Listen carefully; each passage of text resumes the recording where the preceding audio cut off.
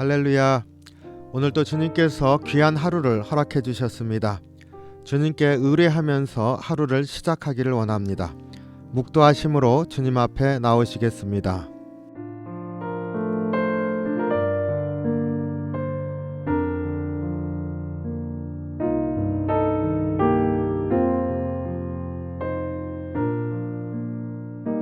아멘. 오늘 우리에게 주시는 말씀 욥기 40장 6절로 24절 말씀입니다. 봉독하겠습니다.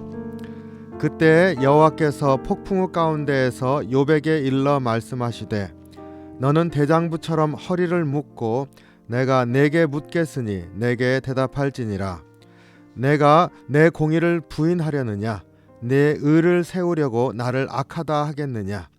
내가 하나님처럼 능력이 있느냐 하나님처럼 천둥소리를 내겠느냐. 너는 위엄과 존귀로 단장하며 영광과 영화를 입을지니라.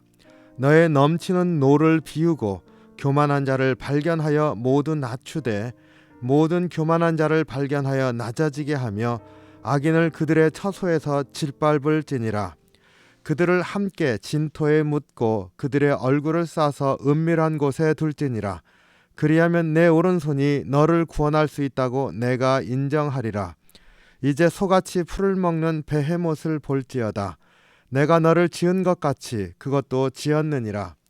그것의 힘은 허리에 있고 그 뚝심은 배의 힘줄에 있고 그것이 꼬리치는 것은 백향목이 흔들리는 것 같고 그 넙덕다리 힘줄은 서로 얽혀 있으며 그 뼈는 놋관 같고 그 뼈대는 쇠 막대기 같으니 그것은 하나님이 만드신 것 중에 으뜸이라.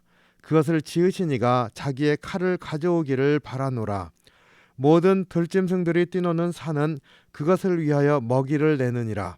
그것이 연일 아래에나 갈대 그늘에서나 늪 속에 엎드리니 연일 그늘이 덮으며 신의 버들이 그를 감싸는도다.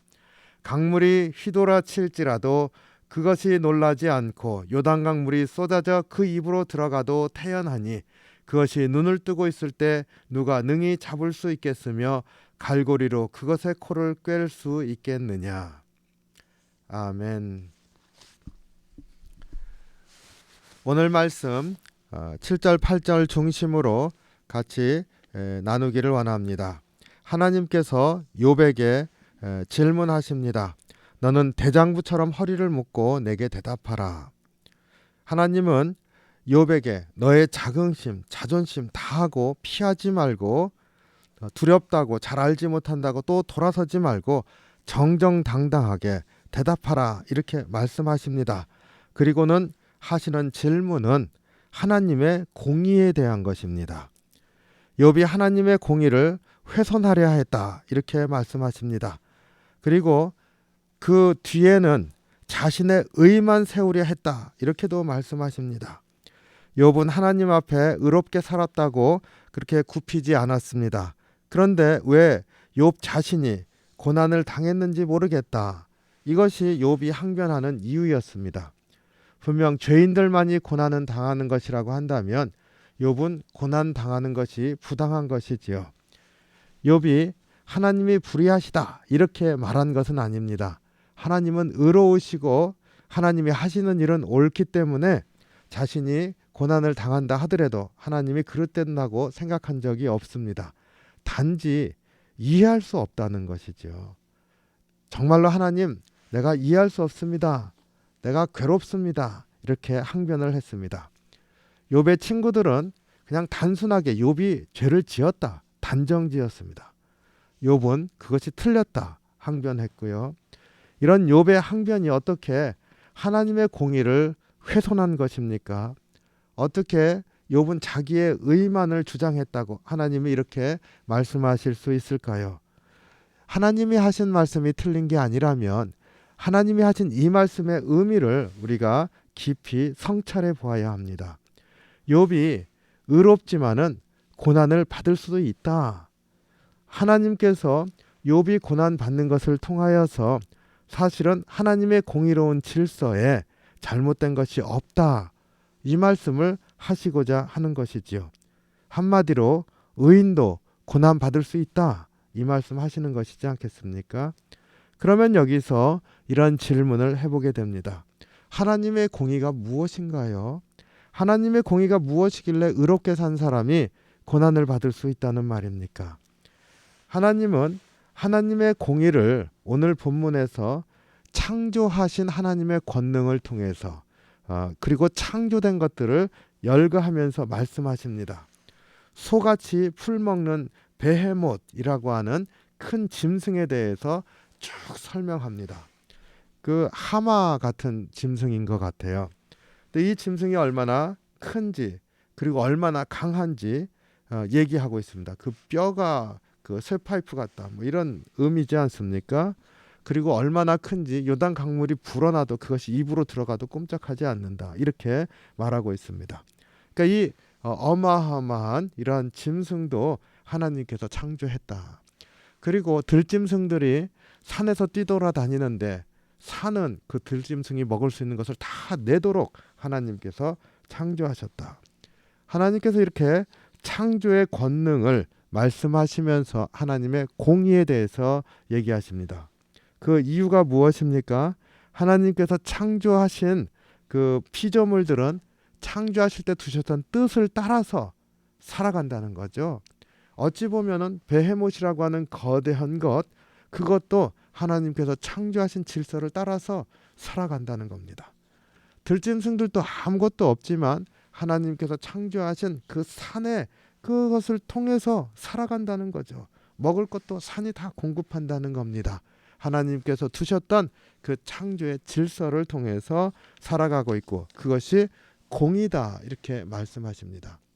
모든 것들은 하나님이 두신 뜻을 따라서 살아가게 된다. 공이죠. 그런데 이것을 또 악과 연관지어서 말씀하십니다. 공의와 악의 관계를 얘기하시는데 12절입니다. 너는 넘치는 노를 비우고 화나는 것을 그만 누그러뜨리고 교만한 자를 발견하고 모두 그들을 낮추게 만들고 모든 교만한 자를 발견하여 낮아지게 하고 악인들을 그 처소에서 짓밟을지니라.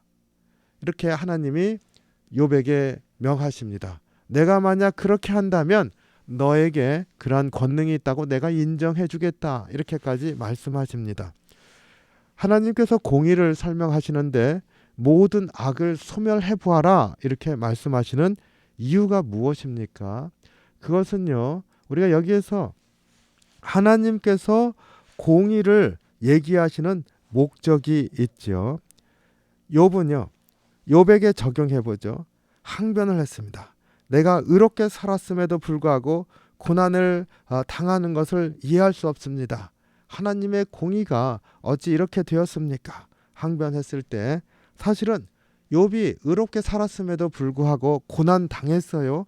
그것이 하나님의 공의를 이루는 길입니까? 예, 그렇습니다. 사실은요, 욥기 첫 부분에 하나님께서 욥이 고난 받는 것을 허락하신 이유가 나오고 있지 않습니까? 사단이 욥이 하나님을 신실하게 믿는 이유는 하나님이 잘해주시기 때문입니다. 그러니까 하나님께서 모든 것을 끊어버리면 욥은 변할 겁니다. 하나님께서 욥의 믿음을 분명하게 알고 계셨고 인정해 주셨기 때문에 사단의 그 도발적인 말에 대해서 허락을 합니다. 하나님은 욥을 확실히 믿고 계시는 거죠. 그리고 사단이 만약에 욥이 꺾이게 되면 이기게 됩니다. 그럼 하나님의 뜻이 망가지게 되잖아요. 그런데 욥이 고난을 겪으면서도 하나님께 변치 않고 하나님을 믿는다고 한다면 사단이 틀린 것이죠. 그러면 사단의 악한 것을 무너뜨리는 게 됩니다. 그러면 사실은 욥이 의롭게 살았음에도 불구하고 고난을 받고 있는 이것이 하나님의 공의, 악을 무너뜨리는, 악을 소멸시키는 바로 그런 하나님의 공의를 이루는 길에 있었습니다. 욥은 이런 사실을 알지 못했지요. 자신의 고난이 하나님의 공의를 이루는 길이었음을 어떻게 알겠습니까? 저는 이 대목에서요, 욥은 의롭게 살았지만은 그럼에도 불구하고 고난을 당했습니다. 근데 그 이면에는 그 고난에서 끝까지 하나님을 믿는 믿음을 지키면 하나님이 승리하는 거예요. 고난을 통해서 하나님의 의가 세워지는 것. 예수님이 생각나지 않습니까? 저 그래서 이 대목에서 참 감동이 되더라고요. 우리가 믿음으로 살아가면서 비록 믿음으로 살지만 어렵고 힘들어도 그 믿음이 변치 않는다고 한다면 하나님의 선하신 뜻이 지켜지는 그러한 길에 설 수도 있는 것이구나. 욥은 정말로 엄청난 고난을 이겨낸 것이지 않습니까? 하나님과 사단이 법정에서 다투고 있는 그것에서 하나님이 승리하도록 하는 고난이었습니다. 알지 못하는 가운데 그러한 일을 감당했었던 것이지요.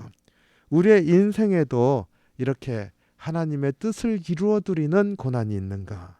이렇게 하나님의 공의를 이루어주는 고난이 있는가? 내가 비록 적은 미미한 그러한 행위일지라도 이러한 것을 통해서 하나님께서 영광 받으시는 그러한 일들이 있는가? 이것을 다시 한번 돌아보게 합니다. 그래서 이 시간에 나의 삶에 주님, 연약하지만 하나님의 공의가 이루어지는 그러한 귀한 일들이 일어나게 해주십시오. 우리 이렇게 기도할 수 있기를 원합니다. 이러한 하나님의 공의를 이루어드리는 믿음의 길이 우리에게 어떤 것이 있을까요? 저는 이 시간에 믿음의 순종이라고 하는 그 주님의 명령이 떠오릅니다. 우리가 이 땅에 살아가면서 어렵고 힘들지만 그래도 믿음으로 끝까지 순종하는 삶은 바로 이 욥의 고난을 우리가 욥이 고난을 이겨낸 것과 같은 바로 이러한 고난을 우리도 감당하는 길이 될 줄로 믿습니다. 믿음의 길에 있으면서 여러 가지 어렵고 힘든 성도님들, 내가 이것을 끝까지 믿음으로 지킨다고 하는 것, 하나님께서 얼마나 기뻐하시겠습니까? 믿음으로 사는 자는 고난이 있어도 하나님 앞에 서는 자가 된다고 하는 것을 우리가 보여주고 있는 것이 되지 않겠습니까?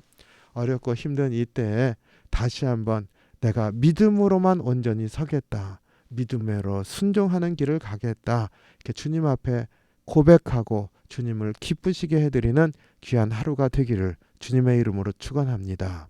기도하겠습니다. 사랑이 많으신 주님, 주님의 은혜와 사랑에 감사와 찬양을 드립니다. 우리의 심령을 주님 한번 다스려 주시옵소서. 때로는 어렵고 힘들 때마다 우리 믿음이 약해지고 믿음이 떨어지는 것을 우리가 압니다.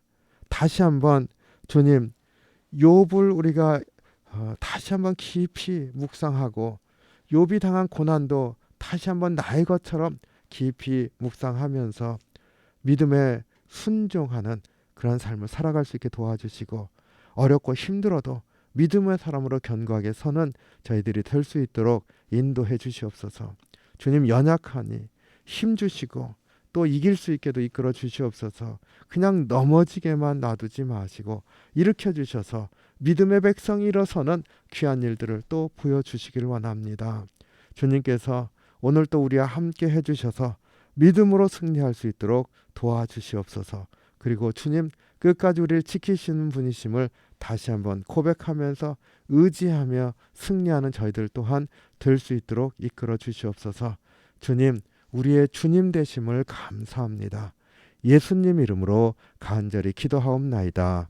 아멘. 주기도문 하겠습니다. 하늘에 계신 우리 아버지여, 이름이 거룩히 여김을 받으시오며 나라의 마옵시며 뜻이 하늘에서 이룬 것 같이 땅에서도 이루어지이다.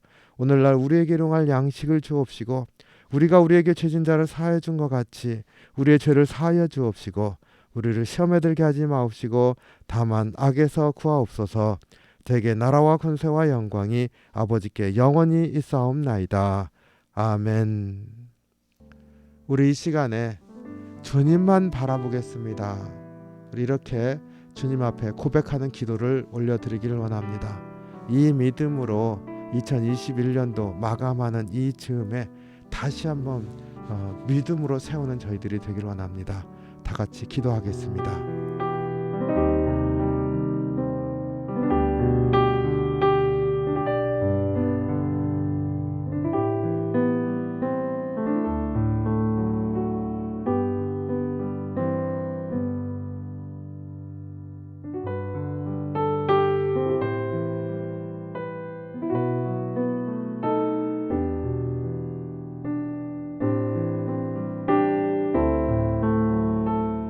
아멘.